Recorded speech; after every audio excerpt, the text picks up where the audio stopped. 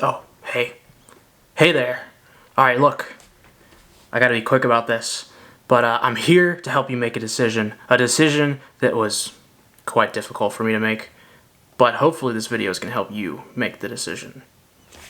And that decision is, should you buy the Canon 70-200 f4?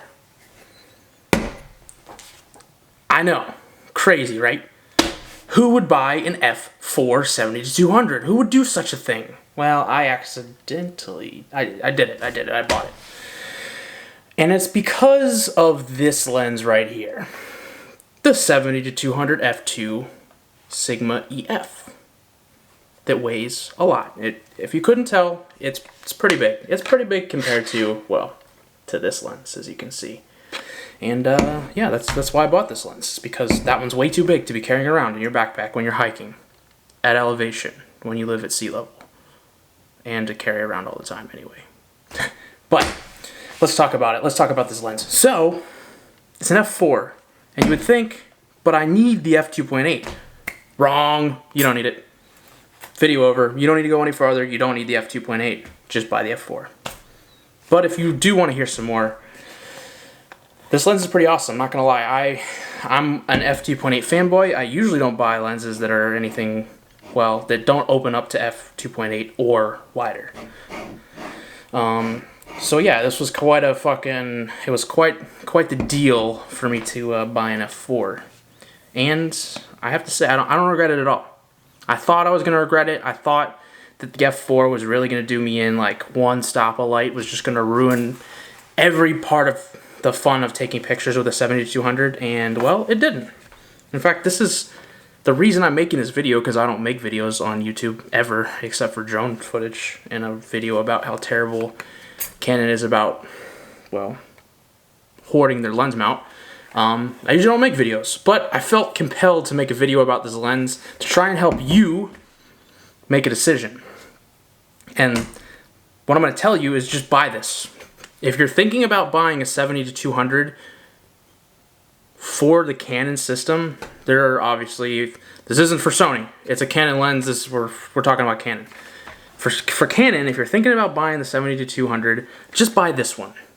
Don't look at me. Look at me in the eyes. Don't go and buy the 70-200 f2.8 for $2,700. In fact, there are only two reasons you should do that, and those two reasons are if you just have boatloads of money lying around, because that one costs $2,700, and if you're a professional and you make money with your lenses, and not like weekend warrior vlogging. I'm talking about you make money, it's your job to make money with your camera, then you should buy that lens. Any other person, landscape photographer, portrait shooter, night photographer, what are you using a 70-200? Astro photography, pretty much every other architecture, buy this lens. Just buy this lens. It's $1,500. It can be a little more expensive. I got this one used. It's $1,500. It's the same price as this lens when I bought it. This lens is about $1,500 minus the adapter that you have to buy if you don't already have that.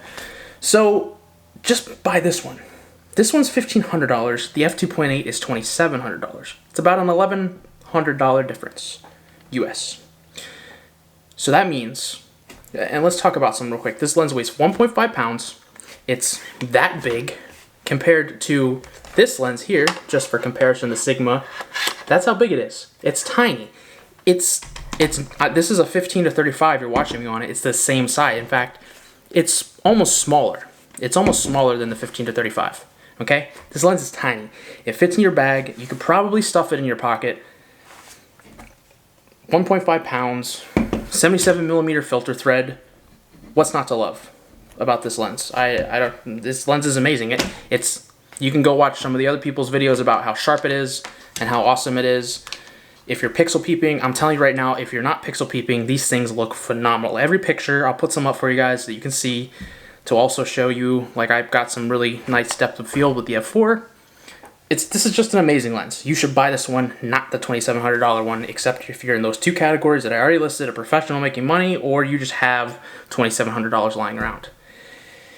In either of those cases, go buy the f2.8. If not, buy the f4. The f4 is the lens for you. I'm telling you, you don't need that extra 2.8.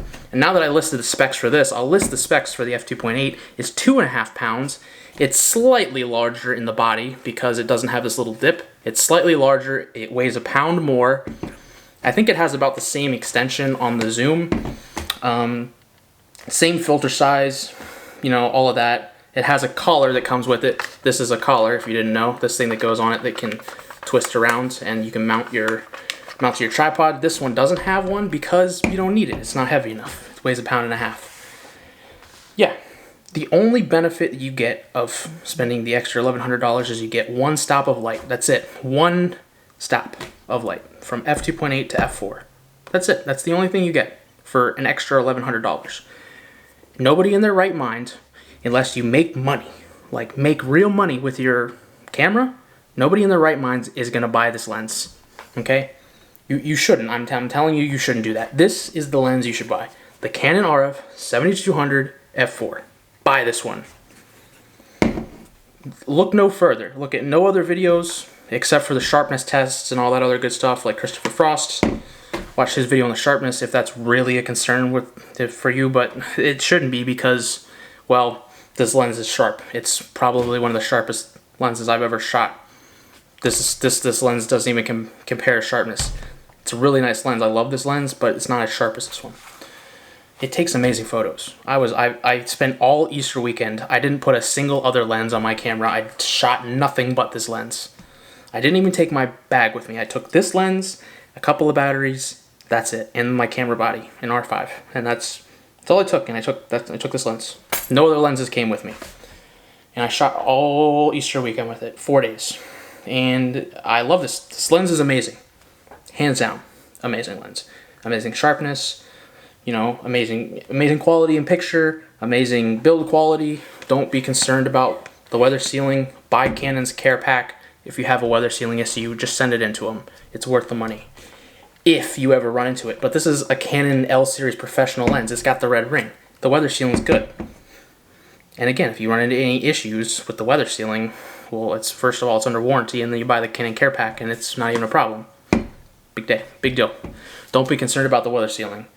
That was one of my concerns, along with the f4 aperture. Neither of them should be a concern of yours. You should buy this lens if you're thinking about buying a 7200, or you're thinking about buying this lens specifically. This is the one you should get. Don't even bother buying an older EF and adapting it, unless that's really what you want to do, because those lenses are going to be heavier, they're going to be, you know, bigger. It's just not going to be a good day. Buy this lens. Hands down, you should do it. I promise you won't be disappointed with this lens. It's got image stabilization. Like, what's not to love? The only difference between this lens and the $2,700 f2.8 is that one stop of light. And on modern cameras, you go click, click, click, turn your ISO up, one stop of light, and you're good. End of story. I shot this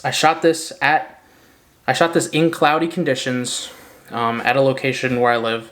I shot it in cloudy conditions. It was raining, like actually pouring down rain when I was shooting. So, you know, the light isn't great.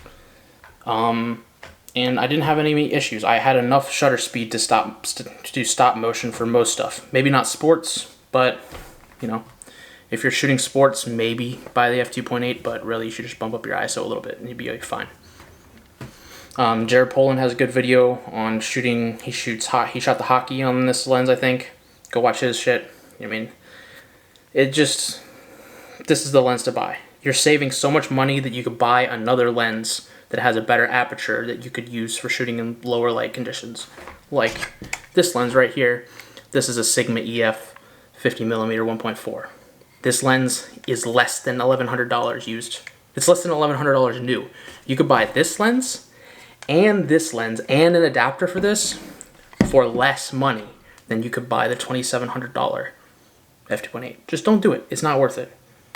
Unless you're in those two criteria. You have the money, or you're a professional making... You have the money, or you're making money with your lens. That's the only time you should buy that lens. In my most humble opinion. As I said, I don't normally make these videos, but I felt compelled to talk about this lens because I was so satisfied with it. This thing is amazing. The The size, everything about it is just, it's a modern engineering masterpiece that Canon has done. And I say that even though I'm extremely upset that Canon has proprietarized their lens mount system and won't allow third parties to make lenses like this that cost $1,000 instead of $1,500. But that's besides the point. There's another video about that if you want to watch that. So yeah, I hope this helped you make the decision to buy this lens and not the expensive one, because realistically, the only difference, that one stop of light. Well, that's all I got for you guys. Hope this helped you, and I'll catch you later. All right, here we go. So I just wanted to add a little bit of test footage, 4K 20 test footage for you guys. This is what it looks like. I'm inside. I have my key light and some background light coming through my window and my above ceiling stuff. So that's about the light. We're at f4 right now, 50 frames. You know, we're shooting at 24, so I'm at 50 frames, ISO 800. Those are the settings right now, and yeah, it looks pretty good, I think. And the cool thing is about this lens is look how close I'm getting. I lost focus right there. There it is.